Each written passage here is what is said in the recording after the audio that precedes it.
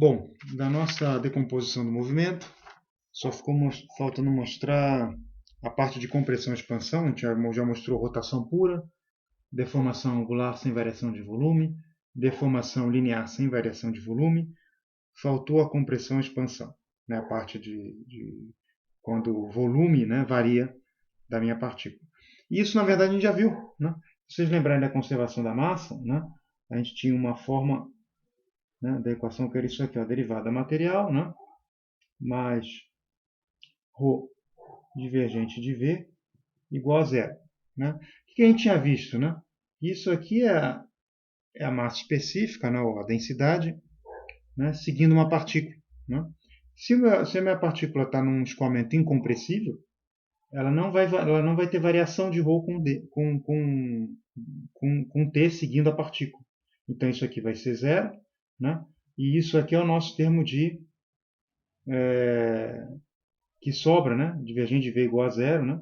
E a gente vai chamar isso de termo de compressibilidade, né? Ou seja, né? Recapitulando, ó, a gente já tinha visto isso, escoamento incompressível, né? A gente tem o quê? A gente vai ter que dρ dt igual a zero, logo, né? A gente já tinha visto isso para escoamento incompressível, divergente de V igual a zero, certo? Para escoamento incompressível. Então a gente vai chamar isso aqui de termo de compressibilidade, tá? Porque quando ele é diferente de zero, então eu tenho compressão e expansão, né? Então a gente chega à conclusão que divergente de V igual a termo de compressibilidade.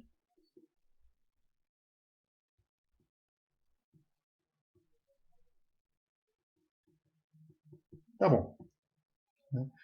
Ok, então a gente decompôs o movimento. A gente viu que a rotação pura ela não entra, né, na nossa relação tensão-taxa de deformação. Né? E então a gente vai ter que considerar esse termo de compressibilidade, deformação linear e deformação angular. Tá? Então como é que a gente faz isso? Né? Então eu vou escrever aqui, né? A gente vai escrever aqui assim, ó, a relação tensão, né, versus, né, vamos por assim, taxa de deformação. Seria o nosso equivalente da lei de Hooke, tá? Um fluido.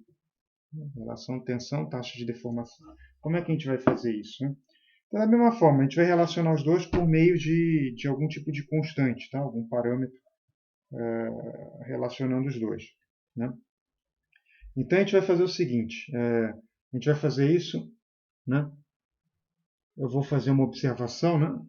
Que tudo que a gente vai fazer agora, nesse curso de MEC 2, só vai servir para um tipo de classe, para uma classe de fluidos que a gente chama de fluidos newtonianos. Tá? Então, para fluidos newtonianos. Então, tem uma outra classe que chama fluido não newtoniano, né? Isso não vai valer, tá? É só para fluido newtoniano. Para fluido newtoniano, a gente supõe a linearidade entre tensão e taxa de deformação. Né? Então, o que seria um fluido newtoniano? Eu vou dar alguns exemplos aqui. Ar, água, a maioria dos óleos, tá? São exemplos de fluido newtoniano. Né? Para esses fluidos, tudo que a gente vai ver vai valer, né? Daqui para frente. Tá? E, felizmente, os fluidos que a gente tem mais em abundância na natureza e de aplicação em engenharia, por exemplo, o ar para aerodinâmica, né? A água para hidrodinâmica, hidráulica, né? Óleo em engenharia mecânica a gente usa, né, dentro de motores, etc. Tudo isso é fluido newtoniano e tudo isso vai estar valendo, né, com base no que a gente vai ver a seguir. Tá? Exemplos de fluidos não newtonianos, né? Pasta de dente, normalmente lamas, né? Tudo que tem suspensão em partícula, né? Maisena, por exemplo, misturado com a água, né? Nada disso vale o que a gente vai ver daqui para frente. Tá? Então, eles apresentam um comportamento não linear. Okay? Então vamos pôr aqui, ó, fluidos newtonianos. Né? Então a gente vai pôr aqui, ó, a gente vai ter uma linearidade entre... A gente vai supor essa linearidade entre tensão e taxa de deformação.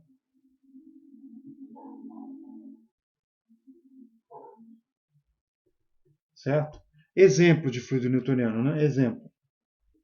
A gente falou aqui, ó, ar, água, óleo, etc.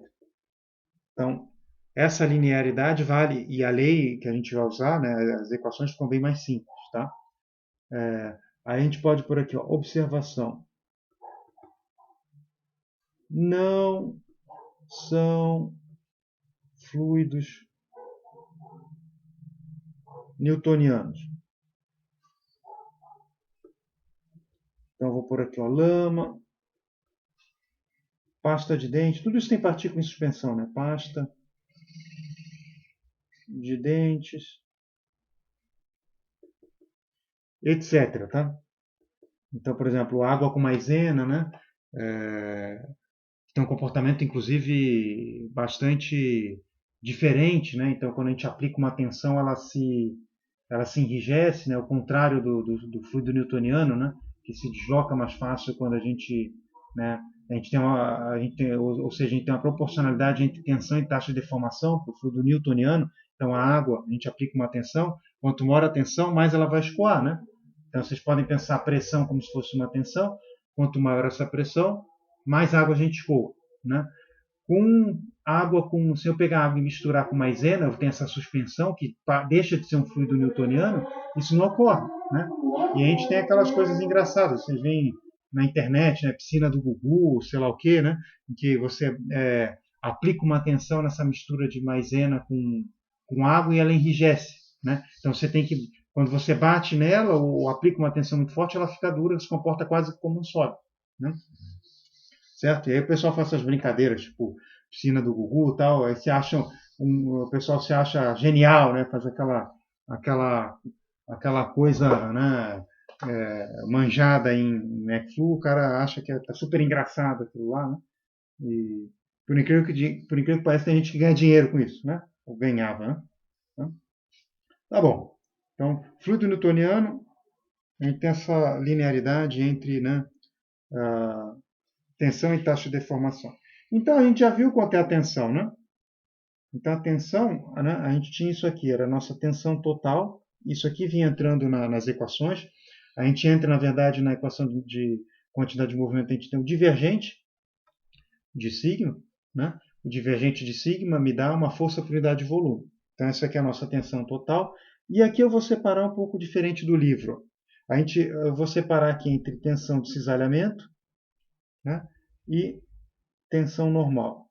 Porque assim fica mais fácil a gente juntar com o que a gente acabou de ver nas aulas precedentes aí, né? Então, isso aqui é a tensão de cisalhamento.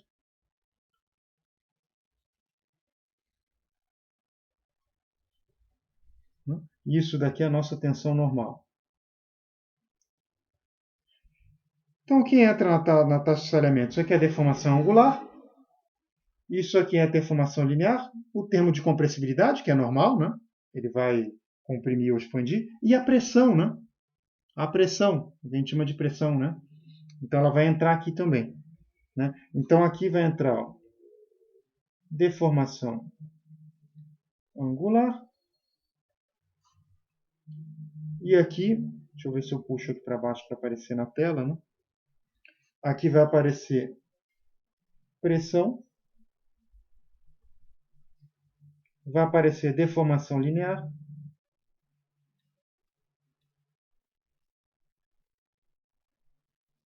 Né? E vai aparecer o termo de compressão, né? Expansão.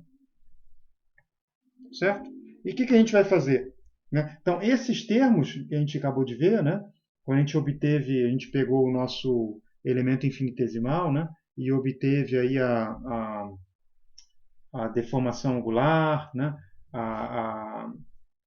a deformação linear, né? Compressão e expansão, a gente obteve em termos de taxa de deformação. Então, simplesmente, a gente vai propor uma linearidade, certo? Bem parecido com a lei de Hooke, que era tensão-deformação, a gente vai fazer tensão da taxa de deformação. Então, por exemplo, para esse termo aqui de cisalhamento, né, como é que a gente vai fazer?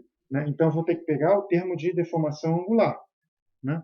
Então, para o cisalhamento, a gente vai pegar, e eu vou pegar e dizer que a minha tensão de cisalhamento ela é proporcional, de forma linear, eu vou fazer aqui, ó, uma constante, 2, μ, isso aqui é uma constante, que a gente chama de viscosidade, né? É uma constante, né? Vezes, né, nosso tensor de deformação, a gente acabou de ver isso, né, de deformação angular, certo? Nosso tensor de deformação angular. Né? E nossa tensão normal, ela vai ser a mesma coisa. Eu vou pegar e vou fazer o seguinte, ó, eu vou pegar 2, é uma constante, eu vou pegar essa mesma constante daqui, né, que é a nossa viscosidade, a gente chama isso de viscosidade, né? E aí eu vou multiplicar por quem? Eu vou multiplicar pelo nosso termo de deformação, a gente chama 1 sobre delta, né, se não me engano, dl dt, nossa deformação linear, certo? Aí eu vou colocar aqui, ó, a pressão, né, porque a pressão ela vai sempre comprimir, então a gente pode comentar isso depois, a gente costuma pôr sinal negativo. Então a pressão ela já tem unidade, né, de tensão, vou deixar ela aqui assim, né? Mas, né, a parte de compressão a gente usa um outro coeficiente de proporcionalidade que a gente chama de lambda. Lambda, né, divergente de V. Divergente de V me dá um escalar, né? Então eu vou colocar também a matriz identidade igual eu tinha aqui na pressão, né? Certo? Porque inclusive isso aqui só atua, né, de forma normal, né? É um termo normal, né? E esse aqui a gente já tinha visto, né? Ele dá sempre um termo em EX, EX, EY, EY, EZ, EZ, né? Então tudo aqui é normal, né? E tudo aqui é cisalhamento, né? Aqui era só conduir diferente de J, né? Certo? Então a gente tem o nosso tensor de cisalhamento, ele é proporcional, né, à nossa deformação angular, e o nosso tensor normal aqui, né, de tensões normais, ele é proporcional à deformação linear, à pressão, que já atua de forma normal, e o nosso termo de compressibilidade, certo? De forma, então, que a gente pode escrever, eu não vou escrever tudo aqui de novo para não gastar tempo, né? Mas é o seguinte, ó, a gente tinha visto, deixa eu achar aqui, na aula passada, achei. A gente tinha visto na aula passada que eu posso somar o termo de deformação angular e linear e a gente acha esse termo aqui, né? Certo? Então, quando eu pegar a tensão total e somar, né, a soma das duas, o meu sigma é a soma desses dois termos, né? Quando a gente somar, esses dois termos aqui me dão D, né? Certo? De forma que a gente vai ter isso aqui, ó. Nosso sigma é igual a tal mais a nossa deformação, mais a nossa tensão normal, né? Então, o que a gente vai ter? Ó? A soma desses dois é o D, né? A gente acabou de ver, ó, 2.000 D menos P I mais lambda divergente de V, né? Tensor identidade, né? Me dá isso aqui, né? O meu sigma é tudo isso aqui, né? E em notação inicial, como é que fica isso, né? Então a gente lembra, isso aqui era meio, né? De quem, né? DUJ dxi mais DUI dxj, né? EI é J, certo? Então lembrando, ó, quanto vale esse cara aqui, ó. Lembrando da aula passada, né? Então, a gente tinha, na aula passada a gente tinha achado isso aqui, né? Tinha definido como sendo meio de DUJ dxi mais DUI dxj EI EJ. Tá?